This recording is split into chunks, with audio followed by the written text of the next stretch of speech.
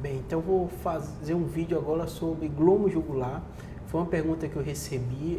O paciente basicamente tem um parente com glomo jugular e queria saber um pouquinho mais sobre a doença, já que tem muito pouca informação, né, na internet, por ser um tumor raro, né? Então, um dos aspectos principais da gente entender que é um tumor raro, de crescimento lento, caracterizado por um tumor que entra no forame da jugular, daí o nome glomo jugular, né?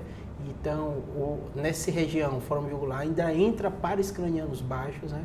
Não vou entrar em detalhes sobre a síndrome que é composta pela lesão nessa localização, principalmente porque é muito técnico, não é tão importante, mas só para você entender. Geralmente são as funções acometidas, são relacionadas à deglutição, algumas sintomatologias também parasimpáticas, pode dar também, mas basicamente é por isso, porque alguns pares cranianos baixos entram pelo aquele forame, que é onde o tumor está crescendo e acaba comprimindo. Então, geralmente, é uma sintomatologia que é muito patognomônica, que a gente ouve e descreve quais seriam os sintomas mais comuns do glomo jugular. Como é um tumor de crescimento lento, é como se o corpo fosse adaptando, mas geralmente o paciente vai ter uma alteração auditiva, às vezes ele diz que tem um zumbido, né, como se fosse um vaso pulsando, algo pulsando num determinado ouvido, que é justamente onde aquela doença tem, né? Pode ter perda auditiva, o tumor crescendo muito pode dar uma paralisia também facial. Então, a lesão onde ele entra nesse forame da jugular vai estar ali naquela região, pode acometer o facial, pode ter esse zumbido, pode ter o zumbido pulsátil, né? Na otoscopia você pode ver alteração, então muitos desses pacientes vão para o otorrino acaba identificando e mandando ou operando junto, né? Porque tem alguns otorrinos que se especializam em base de crânio, né? Mas assim, o mais difícil dessa lesão que eu falo é a localização, né? Como eu estava explicando, né, do glomo jugular, um paraganglioma, tumor que teoricamente tem várias localizações, mas a característica dele é acometer qualquer localização do sistema simpático ou parasimpático.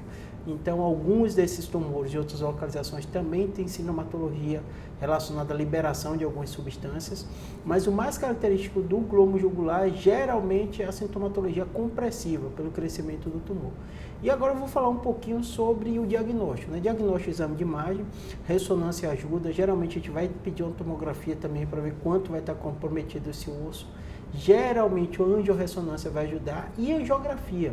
Já falei algumas vezes de angiografia aqui, mas no caso do glomo jugular, como é um tumor muito vascularizado, a angiografia vai ajudar. E pacientes que vão ser operados vai precisar da embolização, que é como tem muito vaso, né, às vezes eles conseguem fazer uma boa embolização, 48, 72 horas da cirurgia e facilita a cirurgia, né? Basicamente o diagnóstico é isso, ressonância, angiografia, a imagem é muito típica quando a gente vê, às vezes eu peço também a tomografia da óssea, né, para a gente ver quanto erosão óssea tem e dar um pouquinho para topografar a sintomatologia do paciente.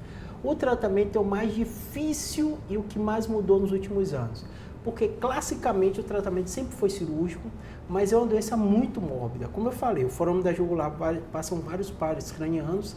Geralmente, quando a gente operava lá na residência, meu chefe era bem referência nisso, em glomo jugular, operava junto com o otorrino especializado nessa localização.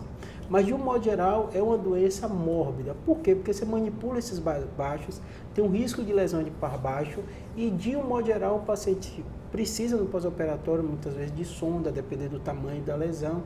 Então, é uma cirurgia, e você encontra no PubMed, fazendo revisão da literatura, uma cirurgia, de um modo geral, das mais arriscadas que a gente faz na neurocirurgia, né? Os tumores de base de crânio, eles são difíceis de ser operados de uma maneira geral, mas o glomo jugular pela localização é um dos tumores que, na minha opinião, é um dos mais difíceis a gente operar. Muito vascularizado, como o tumor tem crescimento lento, muda um pouquinho a anatomia local e, de um modo geral, você tem essa localização com pares cranianos baixos com risco dessas morbidades, né? E nos últimos anos houve um avanço muito grande, tem muita literatura sobre radiocirurgia e radioterapia estereotáxica para esses tumores, com a taxa de controle muito boa, quase de 90%. Então eu gosto de falar que o tratamento ideal de qualquer lesão muito grande é você tirar. Algumas vezes elas são muito mórbidas, então o cirurgião vai discutir com o paciente sobre a morbidade, sobre o risco do caso específico, mas sem dúvida a radiocirurgia e radioterapia estereotáxica, ela veio para ficar como tratamento, que a gente chama às vezes multimodal. Alguns pacientes ressecam parcial, não conseguem, manda para a radioterapia. Alguns pacientes, como primeira escolha, você faz a radiocirurgia e acompanha. A literatura mostra uma taxa de controle de quase 90%. Obviamente, quando a radiocirurgia, lesão que tem compressão, essa compressão não vai sair logo. Então, você vai ter que avaliar de caso a caso. Mas, de um modo geral, a decisão não é simples. O tratamento cirúrgico também não é simples.